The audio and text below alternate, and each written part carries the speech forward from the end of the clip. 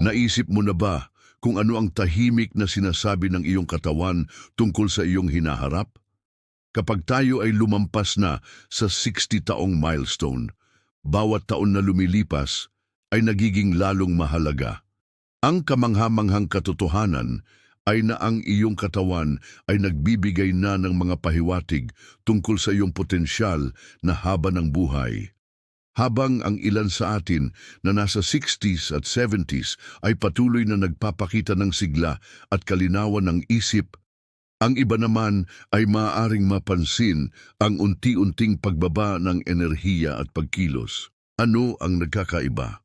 Ang sagot ay nasa ilang kahangahangang mga indikasyon, mga subtle ngunit makapangyarihang senyales na patuloy na iniuugnay ng mga mananaliksik sa mas mahaba at mas malusog na buhay.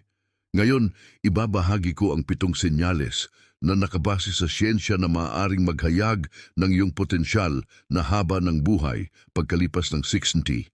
Hindi ito nakabatay sa hula o mga alamat sa internet. Ito ay nakabase sa mga dekadang pananaliksik mula sa mga nangungunang medikal na institusyon na nag-aaral sa malusog na pagtanda. Sa katapusan ng ating oras na magkasama, mauunawaan mo kung ano ang dapat obserbahan sa iyong sariling katawan at pang-araw-araw na mga gawi. Mas mahalaga pa, madidiskubre mo ang praktikal at magagawang aksyon na maaaring magdagdag ng kalidad ng mga taon sa iyong buhay. Manatili ka sa akin hanggang sa dulo dahil ibubunyag ko ang isang kadalasang nakakaligtaang factor na maaaring magkaroon ng dramatikong epekto sa iyong vitalidad. Isang bagay na bihirang pinag-uusapan ng maraming health professionals sa kanilang mga pasyente. Kapag nakilala mo na ang 7 senyales na ito, magkakaroon ka ng malinaw na mapa kung nasaan ka at kung anong simpleng mga pagbabago ang maaaring makatulong sa iyo na umunlad sa mga darating na taon. Simulan natin ang paglalakbay na ito tungo sa mas mahaba at mas masiglang buhay ng magkasama. Senyales 1. Ang momentum ng iyong pagkilos. Ang pinakanakakahayag na indikasyon ng iyong hinaharap na haba ng buhay ay hindi nakatago sa komplikadong medikal na mga pagsusuri o mamahaling genetic screenings. Ito ay isang bagay na ginagawa mo araw-araw nang hindi mo napapansin ang paraan ng iyong paglalakad. Patuloy na ipinakikita ng pananaliksik na ang pagpapanatili ng matatag at kumpiyansang hakbang habang tumatanda ay malakas na nauugnay sa pinahabang haba ng buhay. Ang iyong bilis ng paglalakad ay nagsisilbing bintana sa iyong pangkalahatang sigla na nagpapakita ng kalusugan ng cardiovascular, pagpapanatili ng kalamnan at maging ng cognitive function. Isaalang-alang ang dalawang magkapit-bahay, sina Martha at Elizabeth, parehas na ipinagdiriwang ang kanilang ika-70 kaarawan ngayong taon. Araw-araw na naglalakad si Martha sa kanyang lugar na nagpapanatili ng layuning hakbang. Nakakalagpas siya sa mga bangketa, umaakyat ng hagdan at nakakasabay sa kanyang mga apo ng walang pag-aalinlangan. Ang kanyang mga galaw ay nananatiling tuloy-tuloy at tiyak. Si Elizabeth gayunpaman ay unti-unting bumabagal ang hakbang sa mga nagdaang taon. Nag-aalangan siya sa mga bangketa, humahawak sa mga barandilya at madalas na kailangang huminga muna sa maikling paglalakad. Ang kanyang itinuturing na pagtanda lang ay maaring nagpapahayag ng mahalagang impormasyon tungkol sa kanyang physiological age at trajektorya ng kalusugan sa hinaharap. Ang pagbaba ng bilis ng paglalakad ay hindi lang natural na resulta ng pagtanda. Ito ay potensyal na nagsasabi ng mga pinagbabatayang issue tulad ng pagbabawas ng mass ng kalamnan, pagbaba ng cardiovascular efficiency o maagang neurological changes. Ang iyong mobility talaga ang pundasyon ng iyong independence. Narito ang kapangyarihang balita. Ang iyong kakayahan sa paglalakad ay kapansin-pansing tumutugon sa patuloy na pagsisikap. Kahit ang maliliit na pagpapabuti sa bilis ng paglalakad ay maaaring magsalin sa makabuluhang pakinabang sa potensyal na haba ng buhay. Magsimula sa maikling, regular na paglalakad, unti-unting dagdagan ang distansya at bilis. Mag-focus sa postura, arm swing, at paggawa ng sinasadyang mga hakbang. Bigyang pansin ang kumpiyansa mo sa paglalakad ngayon. Tahimik nitong hinuhulaan kung gaano kahusay ang iyong paglalakbay sa darating na landas. Senyales 2, ang lagda ng iyong lakas. Ang tila simpleng pakikipagkamay na iyong inaalok kapag bumabati sa mga kaibigan ay maaaring naghahayag ng higit pa tungkol sa iyong kalusugan sa hinaharap kaysa sa iyong napapansin. Ang pananaliksik ay patuloy na tumutukoy sa lakas ng grip bilang isang kapansin-pansing biomarker para sa pangkalahatang sigla at haba ng buhay. Ang matatag at matibay na pakikipagkamay ay nagpapakita hindi lamang ng lakas ng kamay, kundi ng kabuuang integridad ng kalamnan, kalusugan ng sirkulasyon at neurological function. Kilalanin si Thomas, 72, na ipinagmamalaki ang kanyang matibay na pakikipagkamay. Nagpapanatili siya ng simpleng routine ng lakas sa loob ng mga dekada. Pagdadala ng mga groceries ng walang tulong, pag-aalaga ng kanyang hardin, at paggamit ng magagaan na handweights ilang beses sa isang linggo. Ang pang-araw-araw na mga gawain ay nananatiling madali para sa kanya, mula sa pagbubukas ng matitigas na garapon hanggang sa pagdadala ng maleta. Ihambing ito kay James, 72 din, na napansin ang unti-unting pagbaba ng lakas ng kanyang kamay sa mga nagdaang taon. Ang mga gawain na dati mukhang simple, pagbubukas ng doorknobs, pagbubukas ng packages, pagdadala ng mga shopping bag, ngayon ay nagdudulot ng tunay na mga hamon. Itinuturing niya ang mga pagbabagong ito bilang hindi maiiwasan sa edad. Hindi niya nakilala na ito ay nagpapahiwatig ng mas malawak na pagbaba ng pagpapanatili ng kalamnan sa buong katawan niya. Ang hindi alam ng marami ay ang pagbaba ng lakas ng grip ay kadalasang nauuna sa kahinaan ng ilang taon. Ito ay nagsisilbing maagang warning system na nagpapahiwatig ng pagbaba ng mass ng kalamnan at function na maaaring magkompromiso sa kalaunan ng independence at resilience. Ang nakakapag-ingganyong katotohanan, ang iyong kapasidad ng lakas ay nananatiling kapansin-pansing umaayon sa anumang edad. Ang mga simpleng aktibidad tulad ng pagpisil ng stress ball habang nanonood ng telebisyon, paggamit ng resistance bands o pag-aangat ng magagaang household objects ay makakatulong na mapanatili at maging muling mabuo ang iyong lakas na reserba. Ngayon, pansinin ang lakas ng iyong kamay sa pang-araw-araw na mga aktibidad. Nagiging nakaka-frustrate ba ang pagbubukas ng mga container? Kailangan mo ba ng parehong kamay para sa mga gawain na dati nangangailangan lamang ng isa? Ang mga subtle na pagbabagong ito ay nararapat sa iyong pansin. Ang mga ito ay mahalagang pahiwatig tungkol sa iyong pangkalahatang sigla at potensyal na haba ng buhay. Kung nakakatulong ang impormasyong ito sa iyo, nais kong marinig ang iyong mga saloobin. Mag-iwan ng komento na may lakas para sumali sa ating pag-uusap tungkol sa pagpapanatili ng kalusugan ng kalamnan habang tumatanda tayo. Senyales 3. Ang barometer ng iyong balanse. Ang balanse ay hindi isang bagay na karaniwang iniisip natin hanggang sa ito'y magsimulang mawala. Gayunpaman, ang iyong kakayahang mapanatili ang stability ay kumakatawan sa isa sa mga pinaka-nakakapagsabi ng iyong biological age at trajektorya ng kalusugan sa hinaharap. Ang pananaliksik mula sa mga nangungunang institusyon ng pagtanda ay nagpapakita na ang kakayahang tumayo sa isang binti ng hindi bababa sa 10 segundo ay makabuluhang nauugnay sa potensyal na haba ng buhay. Ang balanse ay nangangailangan ng harmonious na koordinasyon ng maraming sistema ng katawan, lakas ng kalamnan, neurological function, mekanismo ng inner ear at maging ang cognitive processing. Isaalang-alang si Vivian, 68, na nagsasanay ng Tai Chi 3 umaga sa isang linggo. Madali niyang magawang tumayo sa isang binti habang nagsusuot ng sapatos. Umaabot sa mga bagay sa mataas na istante ng walang pag-aalinlangan at naglalakad sa hindi pantay na landas ng may kumpiyansa. Ang kanyang bukod-tanging balanse ay nagpapakita ng matatag na neurological function at maayos na integridad ng kalamnan. Ihambing ito kay Howard, 68 din, na patuloy na umaasa sa mga pader o muebles kapag naglalakad sa kanyang bahay. Nagkaroon siya ng ilang muntik na pagkakamali kapag mabilis na umiikot o tumitingkad sa bangketa. Ang hindi niya nalalaman ay ang mga sandali ng kawalan ng katiyakan na ito ay hindi lamang nakakaabalang mga bagay.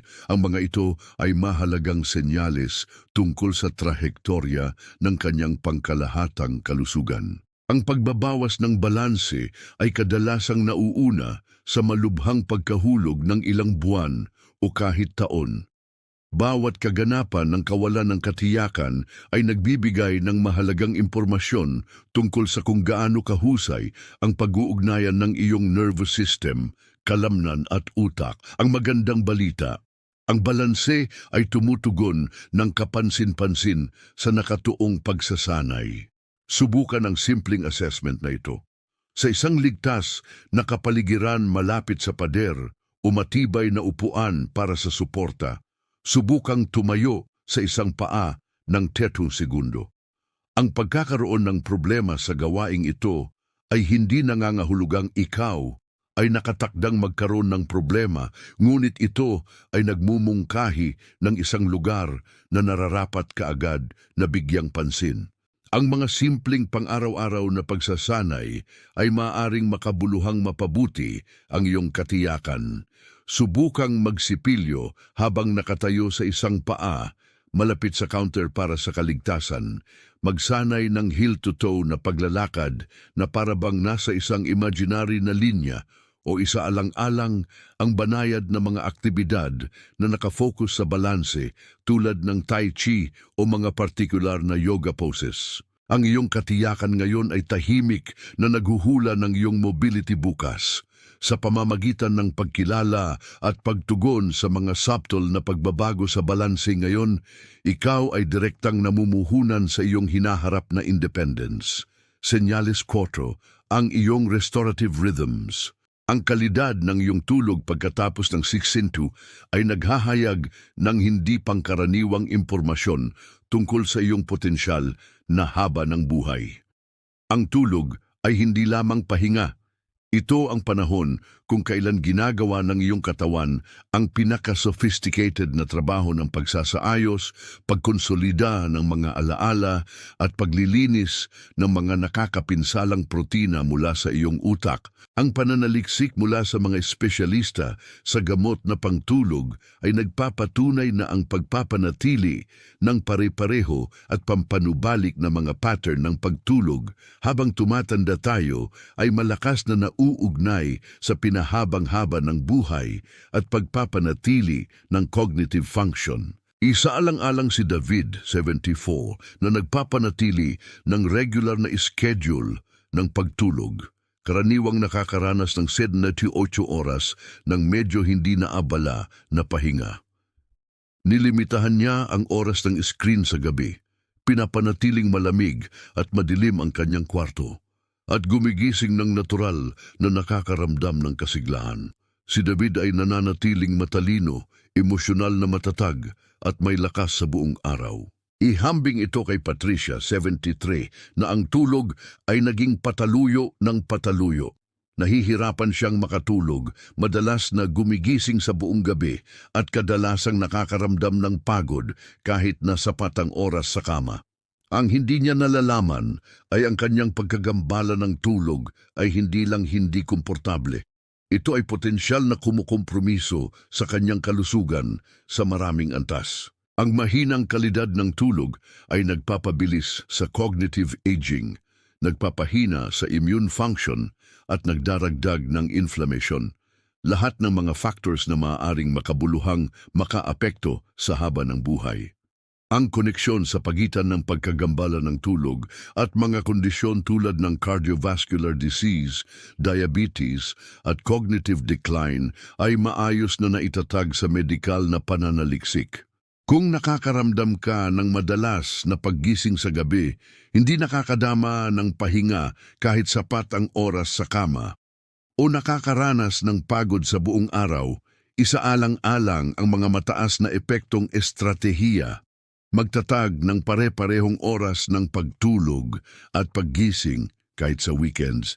Limitahan ang caffeine pagkatapos ng tanghali. Tiyakin na ang iyong kwarto ay malamig. Humigit kumulang 65 degrees to 18 at isaalang-alang ang maikling paglalakad sa gabi upang isulong ang natural na produksyon ng melatonin. Tandaan na ang ilang mga gamot at kondisyon ng kalusugan ay maaring makaapekto sa kalidad ng tulog. Ang pagtalakay ng patuloy na pagbabago ng tulog sa iyong healthcare provider ay palaging sulit. Ang kalidad ng iyong tulog ngayon ay nakakaimpluwensya kung gaano kalinaw ka mag-isip, gaano kalakas ka kumikilos, at sa huli, gaano katagal ka yayabong sa mga taon sa hinaharap. Kung nakakatulong sa iyo ang impormasyong ito, pasalamatan kita kung maglalaan ka ng oras para i-like ang video na ito at mag-subscribe sa ating channel. Ang iyong suporta ay tumutulong sa amin na patuloy na lumikha ng nakabatay sa ebidensyang content para sa masiglang pagtanda. Senyales pa'y ang iyong nutritional intuition, ang iyong relasyon sa pagkain pagkatapos ng isisinti, ay tahimik na nagkukwento ng maraming bagay tungkol sa trajektorya ng iyong kalusugan sa hinaharap. Ang pagpapanatili ng tunay na gana at pagkonsumo ng nutrient-dense na pagkain ay nagpapanatili ng mas ng kalamnan, sumusuporta sa immune function at nagbibigay ng enerhiyang kailangan para sa isang aktibo at engaged na buhay. Patuloy na ipinakikita ng pananaliksik na ang matatandang adulto na nagpapanatili ng malusog na pattern ng pagkain ay nabubuhay ng mas matagal, nakakaranas ng mas kaunting chronic na kondisyon, at nagpapanatili ng kanilang independence ng mas matagal kaysa sa mga may mahinang nutritional habits. Kilalanin si Eleanor, 77, na patuloy pa ring nilalapitan ang mga pagkain ng may tunay na kasiyahan. Siya ay naghahanda ng kulay-kulay, iba't ibang putahe na nagtatampok ng maraming gulay, quality protein at healthy fats. Tinitingnan ni Eleanor ang pagkain bilang parehong kasiyahan at gamot. Nauunawaan na ang kanyang mga nutritional na pagpipilian ay direktang nakakaimpluwensya sa kanyang sigla. Ihambing ito kay Robert, 76, na napansin na ang kanyang gana ay bumababa na sa mga nagdaang buwan. Ang mga pagkain na dating nagbibigay ng kasiyahan ay mukhang hindi na kaakit-akit. Patuloy siyang umaasa sa mga processed na convenience foods, bihirang nagluluto ng mga gulay at hindi sinasadyang nawalan ng timbang. Ang hindi nakilala ni Robert ay na ang mga pagbabagong ito ay hindi lamang mga bagay ng preference.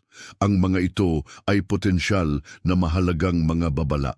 Ang pagbaba ng gana sa mga huling taon ay kadalasang nagpapahiwatig ng mga pinagbabatayang issue, mga pagbabago sa panunaw, epekto ng gamot, o minsan, maagang pagbabago sa pag-iisip.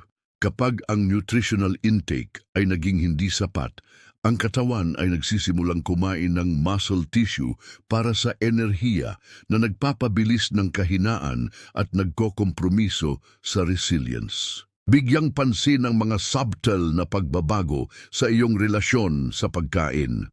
Masaya pa rin ba ang mga pagkain? Nagpapanatili ka ba ng stable na timbang ng walang pagsisikap?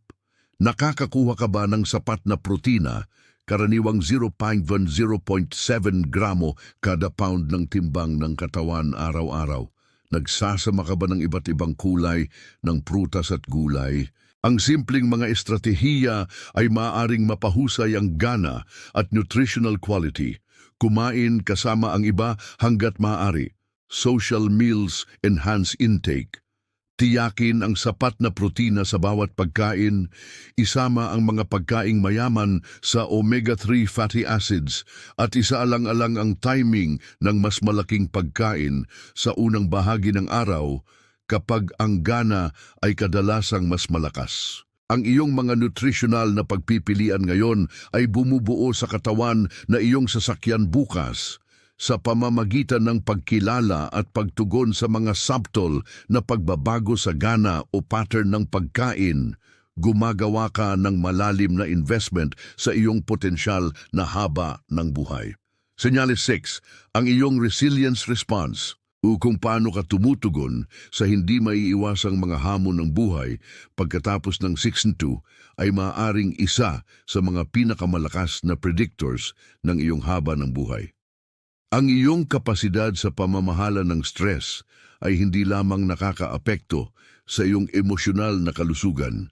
Lumilikha ito ng mga biological consequences na maaaring magpabilis o magpabagal sa iyong proseso ng pagtanda. Ang pananaliksik mula sa psychoneuroimmunology ay malinaw na nagpapakita na ang chronic stress ay nagdudulot ng inflammatory cascades, nagkokompromiso sa immune function at nagpapabilis sa cellular aging. Sa kabilang banda, ang epektibong pamamahala ng stress ay nagtataguyod ng pag-aayos ng tissue, pagpapanatili ng cognitive at pangkalahatang katatagan. Isaalang-alang si Margaret, 81, na nakaranas ng mga makabuluhang hamon sa buhay, mga health scares, financial setbacks, pagkawala ng mga mahal sa buhay, ngunit nagpapanatili ng kapansin-pansing equilibrium. Inuunawa niya ang pagkakaiba sa pagitan ng kung ano ang kaya niyang kontrolin at hindi, nagsasanay ng pang-araw-araw na mindfulness at kumukuha ng lakas mula sa makabuluhang mga relasyon. Sa kabila ng kanyang chronological age, si Margaret ay nagpapakita ng bukod-tanging psychological at physiological resilience. Ihambing ito kay Albert, 72, na na-overwhelm sa medyo maliliit na pagkagambala. Pinag-iisipan niya ang mga problema, catastrophizing ang potensyal na resulta, at madalas na nakakaramdam na biktima ng mga pangyayari. Ang hindi naiintindihan ni Albert ay ang kanyang stress response ay hindi lamang hindi komportable. Ito ay potensyal na pinaikli ang kanyang buhay sa pamamagitan ng pagdudulot ng chronic inflammation at pagkompromiso sa kanyang immune function. Ang relasyon sa pagitan ng stress at pinapabilis na pagtanda ay maayos na naitatag. Ang sustained stress hormones ay nakakapinsala sa mga daluyan ng dugo, nagkokompromiso sa kaalaman, nagpapahina sa immunity at gumagambala sa tulog, lahat ng mga factors na maaaring makabuluhang makaapekto sa haba ng buhay. Kung nakakaramdam ka ng madalas na pag-overwhelm, irritability o nahuhuli sa mga cycle ng pag-aalala, isaalang-alang ang mga evidence-based approaches, maikling pang-araw-araw na mga pagsasanay ng meditation, gratitude journaling, cognitive reframing techniques o breath-focused relaxation, ang pagkonekta sa kalikasan, pakikibahagi sa makabuluhang mga creative pursuits at pag-aalaga ng sumusuporta ng mga relasyon ay nagbibigay din ng malakas na stress buffering. Ang iyong kapasidad na tumugon sa mga hamon ng may equanimity kaysa sa alarm ay kumakatawan sa isa sa iyong pinakamahalaga na mga assets ng haba ng buhay. Sa pamamagitan ng pagbuo ng skill na ito, hindi ka lamang nagpapahusay ng iyong emosyonal na karanasan, potensyal na nagdaragdag ka ng quality years sa iyong buhay. Kung nakakakita ka ng halaga sa impormasyong ito, nais kong marinig ang iyong mga saloobin. Magkomento ng resilience sa ibaba para ibahagi ang iyong paboritong paraan ng pamamahala ng stress. Senyales 7, ang iyong connection constellation. Ang lakas at kalidad ng iyong social bonds ay maaring ang pinakamalakas na predictor kung gaano katagal at gaano kahusay ka mabubuhay pagkalipas ng 60. Ang mga dekadang pananaliksik mula sa mga nangungunang institusyon ay nagpapatunay na ang makabuluhang social connections ay nagsisilbing malalim na protective factor laban sa halos lahat ng age-related na pagbaba. Ang mga taong nagpapanatili ng mayamang social connections ay patuloy na nagpapakita ng mas mababang rate ng cognitive decline, mas malakas na immune function, mas mahusay na cardiovascular health, at mas mababang mortality risk kumpara sa mga nagiging isolated. Kilalanin si William, 84, na nagpapanatili ng vibrant na social life. Siya ay nagbo-volunteer linggo-linggo sa isang lokal na ospital, nakikilahok sa isang chess club, at aktibong nakikibahagi sa pamilya at mga kaibigan. Kahit na nakatira siyang mag-isa mula nang pumanaw ang kanyang asawa, pinuprioridad ni William ang makabuluhang interaksyon araw-araw. Ang kanyang social engagement ay nagbibigay ng cognitive stimulation, emosyonal na suporta, at malalim na sense of purpose. Ihambing ito kay Catherine, 79, na unti-unting umatras mula sa mga social activities pagkatapos ng retirement. Bihira siyang kumontak sa mga kaibigan. Bahagya lang siyang nakikilahok sa mga family gatherings at ginugugol niya ang karamihan ng mga araw ng nag-iisa. Ang hindi nakilala ni Catherine ay ang kanyang social isolation ay hindi lamang nakakalungkot.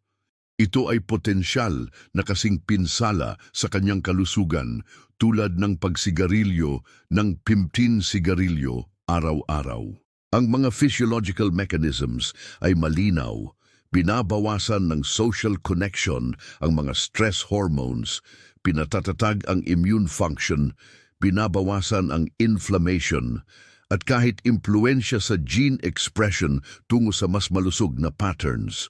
Kabaligtaran nito, ang chronic loneliness ay nagdudulot ng inflammatory cascades na nauugnay sa halos lahat ng age-related na kondisyon. Kung napansin mong umaatras ka mula sa social engagement, isaalang-alang ang mababang pressure na mga paraan upang muling bumuo ng koneksyon. Mag-schedule ng regular na video calls sa pamilya, sumali sa interest-based groups, gardening clubs, book discussions, walking groups. Mag-volunteer para sa mga layuning mahalaga sa iyo o isaalang-alang ang pet kung naaangkop sa iyong pamumuhay. Tandaan na ang quality ng koneksyon ay kadalasang mas mahalaga kaysa sa dami. Kahit ang isang maliit na bilog ng makabuluhang mga relasyon ay maaring magbigay ng malakas na benepisyo sa kalusugan. Ang iyong mga social connections ay hindi lamang kaaya-aya, ang mga ito ay literal na nagpapahaba ng buhay. Sa pamamagitan ng pag-aalaga ng mga bonding na ito, gumagawa ka ng isa sa mga pinakamakabuluhang investment na posible sa iyong potensyal na haba ng buhay. Habang tiningnan natin ang 7 kahangahangang senyales na ito, ang momentum ng iyong pagkilos, lagda ng iyong lakas, barometer ng iyong balanse, restorative rhythms, nutritional intuition, resilience response, at connection constellation, umaasa ako na nakilala mo ang isang malalim na bagay. Ang iyong hinaharap ay hindi predetermined ng iyong edad o genetics. Ang katawan na iyong tinitirahan sa edad 60, 70 o higit pa ay tumutugon ng kapansin-pansin sa mga pagpipilian na ginagawa mo ngayon. Bawat maliit, pare-parehong aksyon ay lumilikha ng compound effects sa paglipas ng panahon na sumusuporta o nagpapahina sa iyong potensyal na haba ng buhay. Maglaan ng sandali upang pag-isipan kung aling mga senyales ang maaring nagpapakita ng mga senyales ng pag-iingat sa iyong buhay. Marahil ang bilis ng iyong paglalakad ay bumabagal, ang iyong lakas ng grip ay hindi na tulad ng dati, o ang kalidad ng iyong tulog ay bumaba. Sa halip na tingnan ang mga ito bilang hindi maiiwasang aspeto ng pagtanda, kilalanin ang mga ito bilang mahalagang impormasyon, mga lugar kung saan ang nakatarget na pansin ay maaaring magbigay ng makabuluhang returns. Tandaan na ang pagpapabuti sa anumang edad ay hindi lamang posible, kundi inaasahan kapag binibigyan mo ang iyong katawan ng angkop na stimulus. Ang iyong neurological system, kalamnan, cardiovascular function, at cognitive capacity ay lahat nagpapanatili ng kapansin-pansing adaptability sa buong buhay. Magsimula sa maliliit, sustainable na pagbabago, isang pang-araw-araw na 10 minutong paglalakad na unti-unting humahaba, simpleng hand-strengthening exercises habang nanonood ng telebisyon, pagtayo sa isang paa habang nagsisipilyo, pagtatag ng pare-parehong oras ng pagtulog at paggising, pagsama ng protina sa bawat pagkain, pagsasanay ng 5 minutong mindful breathing kapag nakastress, o pag-schedule ng regular na social connection. Hindi ito mga komplikadong intervention na nangangailangan ng medical supervision. Ang mga ito ay simple, evidence-based na estratehiya na accessible sa halos lahat. Ang susi ay ang consistency kaysa sa intensity. Ang iyong haba ng buhay ay hindi lang tungkol sa pagdaragdag ng mga taon sa iyong buhay. Ito ay tungkol sa pagdaragdag ng buhay sa iyong mga taon. Sa pamamagitan ng pag-unawa at pagtugon sa 7 senyales na ito, ikaw ay lumilikha ng pundasyon para sa patuloy na independence, engagement at kagalakan sa mga dekadang darating. Nais kong marinig kung alin sa mga senyales na ito ang pinakamalakas na nag-resonated sa iyo. Mag-iwan ng komento sa ibaba na nagbabahagi ng isang insight na nakuha mo ngayon at kung paano mo plano itong ipatupad sa iyong buhay. Ang iyong karanasan ay maaaring mag-inspire ng iba sa kanilang sariling paglalakbay ng haba ng buhay. Kung nakakatulong sa iyo ang impormasyong ito, mangyaring isaalang-alang ang pag-subscribe sa ating channel at pagbabahagi ng video na ito sa mga kaibigan o miyembro ng pamilya na maaaring makinabang. Ang pagsuporta sa ating channel ay tumutulong sa amin na patuloy na lumikha ng evidence-based na content para sa masiglang pinahabang pagtanda. Salamat sa pamumuhunan ng oras na ito sa iyong kalusugan at haba ng buhay ngayon. Tandaan, ang mga pagpipilian na ginagawa mo ngayon ay lumilikha ng hinaharap na iyong titirahan. Inaasahan kong samahan ka sa paglalakbay na ito tungo sa iyong pinakamalusog, pinakamasiglang mga taon sa hinaharap.